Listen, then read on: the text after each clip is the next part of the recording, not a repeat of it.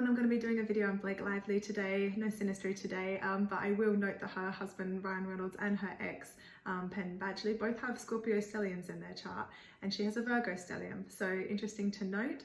I do find it quite a lot, the Virgo and Scorpio compatibility works quite well in relationships. Maybe it's definitely something she knows that she wants in a partner.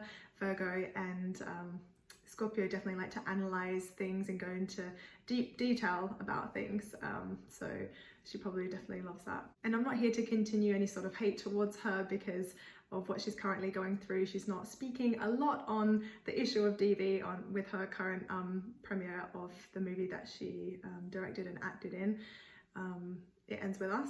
Though there is a little snippet on the internet of her talking about it, she does still seem to avoid the topic in a lot of other interviews. And so that's why I'm doing this video, to see what is it in her personality and what's going on for her and happening for her at the moment.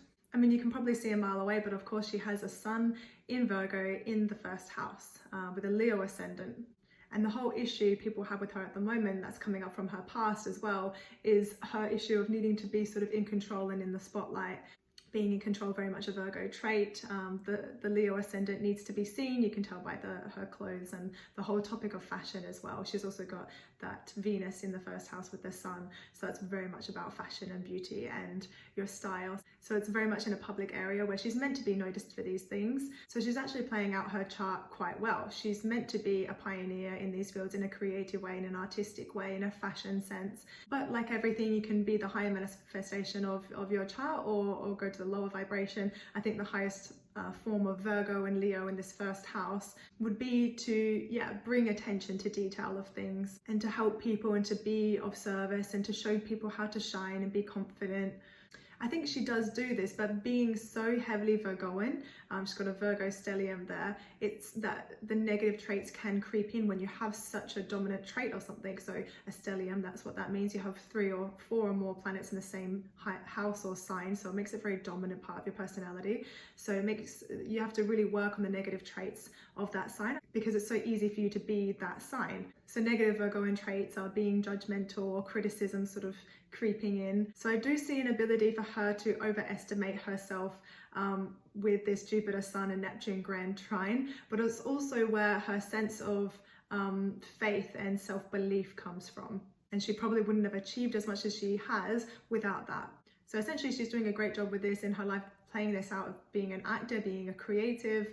But as we know, with such responsibility and fame can come this huge pressure and potential corruption as well. That huge sense of self-belief can become a little too much, and other people can comment as arrogant or too self-absorbed, especially with the sun as well. The sun is about the ego and us shining. So if you do that for long enough that you eventually believe that you're invincible, sometimes a bit of Saturn, a healthy dose of Saturn in the chart can be good because it helps bring us back to reality and accept our limitations. It helps us be humble and work hard and all the things of Saturn. That corruption or going a bit too far with things can come when we have too much or an excess of what we need.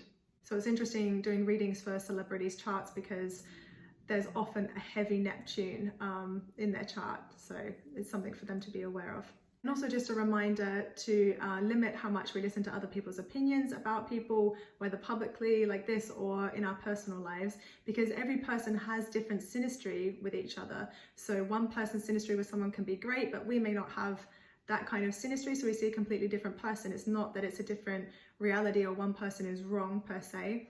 We need to remember everyone's going to have a different take on that. So we really need to see like how people's actions sort of eventuate rather than hearing other people's perspectives on it. So back to her sun, it's in conjunct her north node. So the negative traits of her Virgo sun or being too focused on herself and expressing herself, with it being in the first house, trining Neptune and Jupiter. It's a very expressive sun. She really wants to express, but if she gets carried away with that, it may get her a bit lost on her path towards self-fulfillment and her purpose. That's the north node. Interestingly, it's also in Aries, a sign ruling the house that her sun and everything is in. So she's meant to be a good leader, definitely. And also an entrepreneur, starting new businesses, starting new ideas. But she also needs to have a sense of strong self-value and self-worth, and what does she want her image to be, or what kind of businesses or what kind of creative projects does she want to work on, because that will be what she's promoting. This is really important with her Venus there conjunct her Sun. So she needs to not get caught up in like the details too much, or being over controlling of things. She needs to just do what she does best, let the creativity flow, and stand up for what's right. Have a strong sense of morals and values, because the Venus is in its full sign in Virgo, so we call it a weak Venus. It's not that her values need to be strengthened for her to really shine in the way that will be the best version of herself. So she needs to be brave and stand up for what's right, what she believes in, not just what's going to make her look good, or what that sun, that egoic sun may want. Again, that's in conjunct the North Node, it'll get her lost.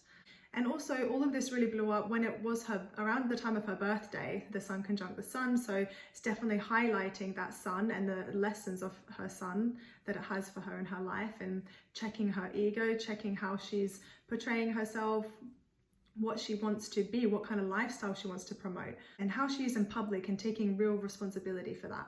So earlier when I said you need a good dose of Saturn to help balance out some of the aspects she has, she does have a moon square Saturn if her time of birth is correct. So yeah, that's going to bring in some heaviness, a real sense of responsibility and need, if not an opposed sense of responsibility. It can suggest a difficult upbringing with lots of rules and a lot of parental influence, maybe feeling a sense of restriction there. And because it's in Sagittarius, she definitely wants to have, freedom of self-expression, to travel, to study, to do what she wants to do. She may have been limited or guided down a different path, other than maybe, I know she wanted to go to university or something, but she got into acting. So I think that's how that went, but that would make sense, because her wanting to like seek knowledge and grow and travel and have a less sense of responsibility, Saturn sort of squished that a little bit with it being in Sagittarius and with it squared the moon. So emotionally feeling that restriction as well. And her whole family is in show business, so I do wonder how strong that influence was for her to get into that as well. But everything works out perfectly as it should for the highest good, I do believe. So that grand trine with the Sun and Neptune and Jupiter probably needed some direction, otherwise it would have been, it wouldn't have let her develop or grow. That's the great thing about hard aspects, especially with Saturn. It helps sort of channel our positive traits and our abilities into something useful and practical. She may not, if she didn't have that restriction or guidance or structure in her life, maybe with her parents or her work, going into show business, being really hardworking, that Jupiter, Sun, Neptune would have been even more potentially irresponsible and not having that groundedness to her. And with the Neptune, it's also making me think about lessons of boundaries as well, and having a bit of a reality check, because with so much Neptune and Jupiter, you can be very optimistic, almost to the point of being unrealistic. And also a grand trine can indicate laziness in that area if you don't have a push or a focus or a drive to do something. Because when things are too good, why change them? We just sort of stay as we are. But no, that Saturn moon will help her a lot with disciplining herself. So she has Venus trine Neptune, so she is very compassionate and empathetic. She has that ability. I think she has genuine empathy and sensitivity. So I think those people saying that she's glossing over the DV issues just out of sort of not having that empathy or understanding, I don't think that's the case. And I don't think it's because she doesn't care. It could be a lot of PR influence. It could be because she doesn't relate to it, has never experienced that, or because she has experienced it and doesn't want to go into that side as much, or she doesn't want to go into it too much in fear of saying the wrong thing and being criticized that way, or she just doesn't have much knowledge on the topic and doesn't want to say the wrong thing. So we don't know. There's so many different potentials, and her sort of glossing over the details on really dark and more Scorpio topics like this, more taboo topics that people don't typically want to talk about, that's more her negative traits. That's something that she needs to learn about, and this is probably a huge lesson for her, because that's her Saturn in Sagittarius. Again, the Sagittarius just wants to like gloss over details, just see the big picture, go travel, go have fun, and things will be okay. But sometimes facing the darker aspects of life she needs to do and needs to learn how to do, because she's in this movie. She's got herself involved with this movie, and you kind of have to. So it's really forced her out of her comfort zone in a way. It's not a lot of these issues aren't really in her personality where we can see that coming out. So yeah, she really needs to learn a lot and mature a lot in this area to be able to talk about it and be real. You know, not everything is about, yeah, it's expanding her personality and her knowledge and her wisdom, hopefully, through this. So like I was saying before, with Venus conjunct the Sun, it's also trining the MC. Whatever is touching your MC, you're going to be known for, so watch out. Look at the aspects, look at its condition of the planet. So her Venus is in its full, like I said before. It's not the strongest Venus, but it's in the first house, trining the MC. She's going to be noticed for her sense of fashion and her creative style. And Venus can also be relationships as well. So how she treats other people can come to public knowledge with it trining the MC. If we just do a quick comparison between her and Meghan Markle, who both have their sun in the first house. Meghan's is in Leo with a Cancer ascendant, and hers is in Virgo with a Leo ascendant.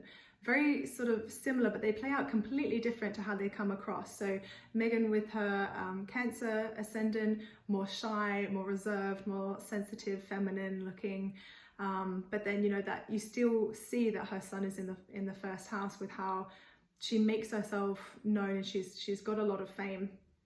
And same with Blake Lively, but instantly we can see she's a Leo because of her sense of flamboyancy and her fashion and everything. It's very loud, it's proud, it's Leo.